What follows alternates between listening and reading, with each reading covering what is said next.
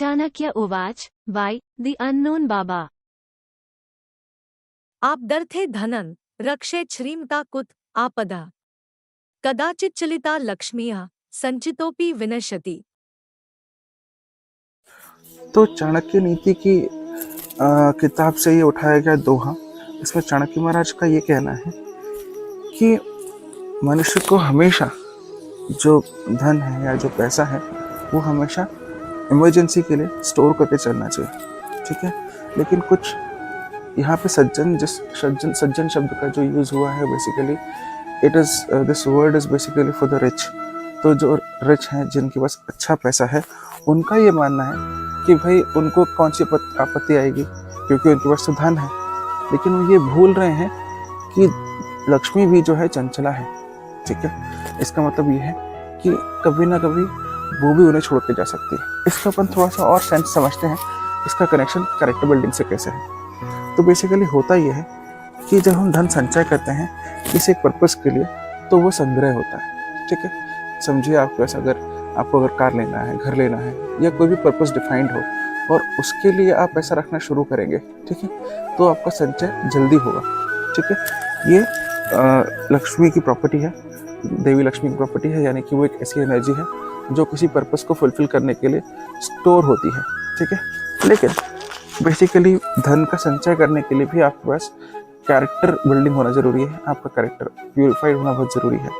तो बेसिकली जब वो प्यूरिफाई नहीं होता या जब वो प्योरिटी ख़त्म होने लगती है, तो आपके सिस्टम से भी जो प्रॉस्पेरिटी की एनर्जी है वो डिस्ट्रॉय होने लगती है या वो क्षीण होने लगती है। तो बेसिकली क्या होता है, जब व्यक्ति ये सोचता है कि भाई मेरे पास तो ऑलरेडी इतना पैसा है, मुझे संचय करके क्या मिलेगा, या संचय करके या मुझे जमा करके या पैसा सेव करके मुझे क्या ही ज़रूरत है। बेसिकली तब क्या होता है, उसके सिस्टम के अंदर कैरेक्टर फ्लॉ आने लगता है, यानी कि उसे कहीं ना कहीं पैसे का घमंड आने लगता है, ठीक है। जैसे ही ऐसा होता है तो देयर इज अ चक्र that is responsible for this.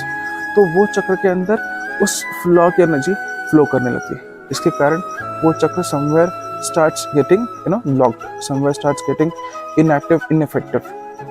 जैसे ही ये थॉट सिस्टम के अंदर आया, ये जैसे ही इस तरह का थॉट हमारे सिस्टम के अंदर आया कि हमारे पास तो पैसा है, हम क्यों संचय करें, तो ये एक इमोशन ऑफ प्राउडीनेस है, ठीक है, ईगो है।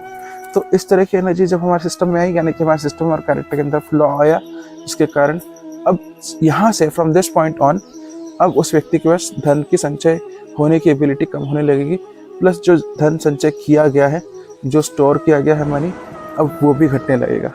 इसीलिए आप देखेंगे कि जब भी एक रिच व्यक्ति अपने हेल्थ पर ध्यान नहीं देकर उस पैसे का यूज़ बेसिकली कहीं रॉन्ग रीजन्स पे, कहीं गलत जगह पे, जुआ इधर उधर जब खर्च करता है, तो बेसिकली उसके अंदर कैरेक्टर फ्लॉ आने लगता है। और उसका मूल कारण ही होता है कि बेसिकली उसमें घमंड आ गया है कि उसके पास पैसा है। तो याद रखिए, धन संचय किसी कारण से ही होगा।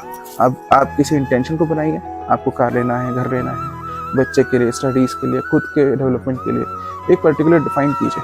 उस पर्पस को डिफाइन करने का जो पैसा रखेंगे तो वो स्टोर होगा and you will see the difference. Secondly, when ever you make money, what ever amount of money you make, ठीक है, कभी भी इस बात का ग्रीड, इस बात का आपके सिस्टम के अंदर ईगो या प्राउडीनेस नहीं आना चाहिए। That is all what Chanakya Maharaj wanted to say. So thank you everyone.